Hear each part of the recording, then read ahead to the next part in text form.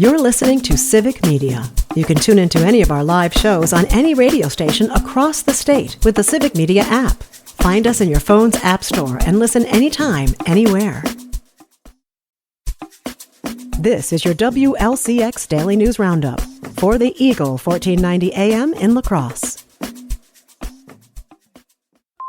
From the WLCX newsroom, I'm Terry Barr. The money continues to flow in the race for state Supreme Court. It's already the most expensive of its kind in Wisconsin history. Savannah Tomei Olson has details. The record for spending in a state Supreme Court race was set in 2023 when Janet Protasewicz won over Dan Kelly. Campaigns and outside groups spent more than $51 million. That record has already been shattered. According to the Brennan Center for Justice, campaigns and PACs have now spent more than $81 million.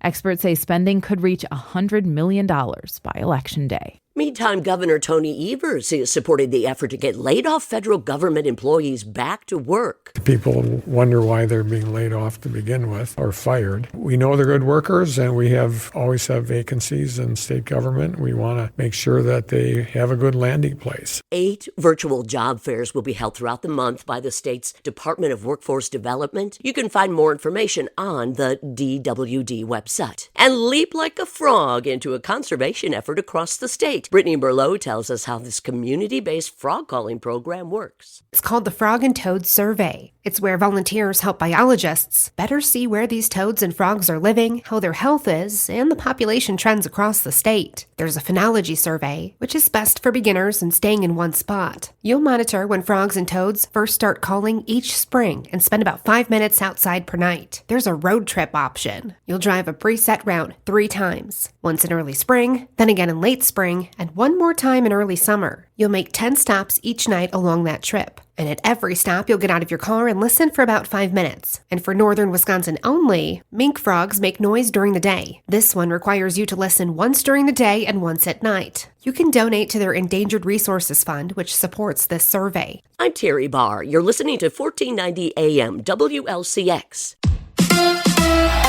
The Brewers are back. Hi, I'm Mike Clemens with sports. Baseball. The Brewers home opener going on today at American Family Field against the Kansas City Royals. Now, last year, the Brewers never lost more than 3 games in a row all season. Today, they're coming into the game at 0-3 after being swept over the weekend in New York. The Yankees winning yesterday 12-3. NBA, the Bucks losing at home last night to the Hawks, 145-124. Giannis says he needs to do a better job on defense. I got to be, have more urgency there. Like, I got to protect my basket first. If I don't pick up my man, I got to pick up that guy. So that's the mentality as a team that we have to be better transition defense team. We're going to watch film tomorrow. We're going to walk through it, we're going to play through it, and we're going to be better. Bucks head coach Doc Rivers. I love this team, and I'm going to keep saying that.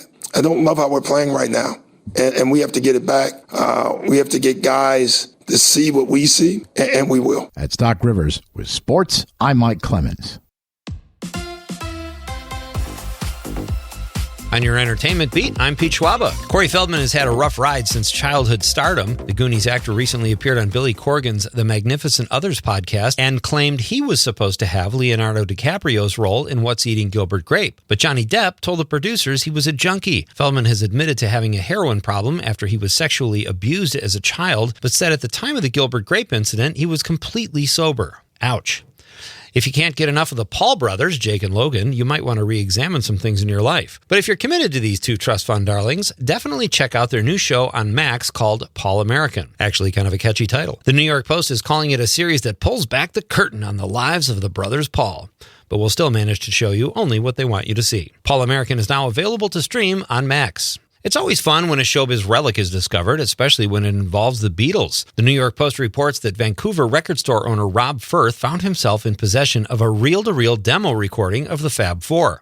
At first, he thought it was just a bootleg copy, but as it turns out, it was an original audition 15-song recording the Beatles made, which still sounds as crisp as it did back in 1962. He says he has no plans to sell his buried treasure. Making it even more unique is that Ringo wasn't even in the band yet, and their drummer was still Pete Best. Here's one of Pete's picks. The show Adolescence on Netflix is the hottest show on pretty much every streaming platform. The show about a 13-year-old UK schoolboy who was accused of murdering a fellow student is well written, incredibly well acted, and and has a great style where each episode is basically a one-camera shot. Sounds tedious, but it is paying off, and so far, I recommend it. Bill Murray had some interesting things to say last Tuesday on The Howard Stern Show. The actor said he regretted turning down a role offered to him by Clint Eastwood. Later in the interview, Murray said he was surprised he didn't win the Academy Award for Lost in Translation in 2004 because he had won all the other awards that year and expected to win the Oscar. Murray won the Golden Globe, the BAFTA, and the Independent Spirit Award, but it was Sean Penn who took home Best Actor for Mystic River at the 76th Annual Oscars. I'm a Sean Penn fan, but thought Murray should have won too. Murray was brilliant in the role in which he portrayed an aging movie actor. Lost in Translation was also nominated for Best Director, Best Picture, and Best Screenplay. Sofia Coppola, who directed the film, did take home the Oscar for Best Screenplay. If you haven't seen Lost in Translation, check it out. For more showbiz fun, tune into Nightlight with me, Pete Schwaba, weeknights from 6 to 8 p.m. on the Civic Media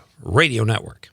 We get a little bit of a break today before our next system rolls in and brings some rain, a little snow, and even some thunder late tomorrow night through Wednesday. Today, though, partly cloudy. We'll get to the low 40s this afternoon. Tonight, partly cloudy. Right around 25. Light rain and snow will kick in tomorrow afternoon. I'm meteorologist Sean Cable. Right now, it's 31. That's your WLCX Daily News Roundup from Civic Media. Subscribe to this podcast on Spotify, Apple, or wherever you find your podcasts. Find more news at lacrosseeagle.com.